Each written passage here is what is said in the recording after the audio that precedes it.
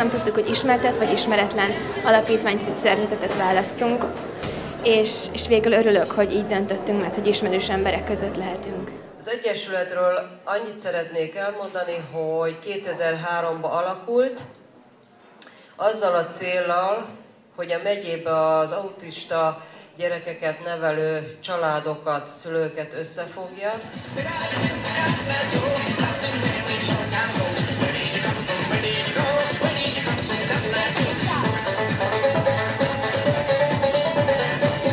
Legnagyobb eredményünk a Gemma Központ, amely fogyatékos nappali intézmény, de mellette fejlesztő iskola is.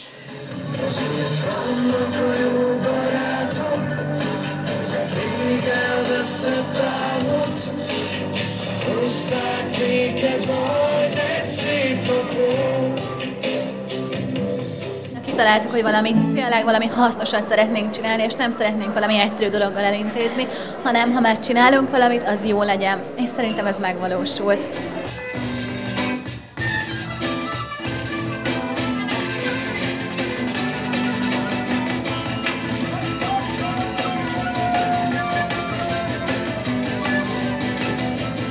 A szervezés során hogy osztottátok el a feladatokat? Viola a főnök, így ő irányított, de azért közösen próbáltunk mindent végezni. Konkrét feladatokat nem osztottunk ki, hanem együtt, ahogy éppen hozta a sors, úgy csináltuk őket.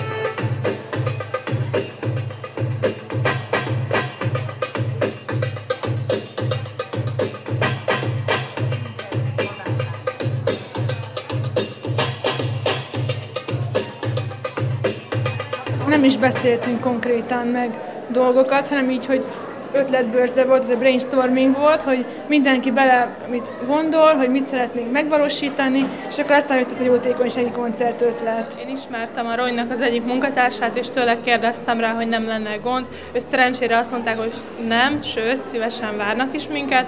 A zenekarokat önkéntes alapon választott, tehát önkéntes alapon jelentkezhettek hozzá.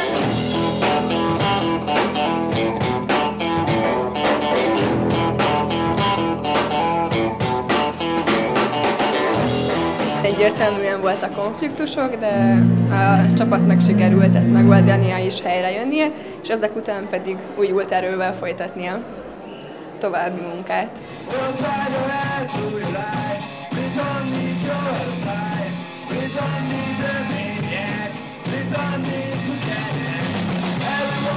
Nagyon remélem, hogy jól érzi mindenki magát, és tényleg figyel a koncertre, élvezi azt. Mi jól érezzük magunkat, úgyhogy remélem mindenki más is.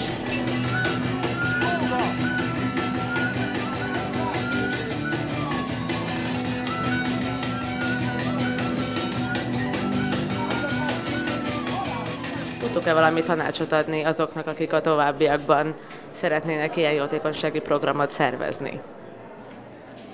Mondjanak ki minden problémát, ne tartsanak magukba semmit.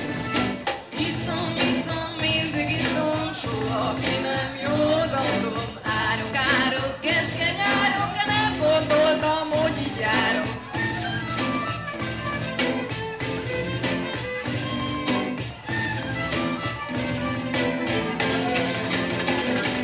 Mit tanultatok ebből a programból?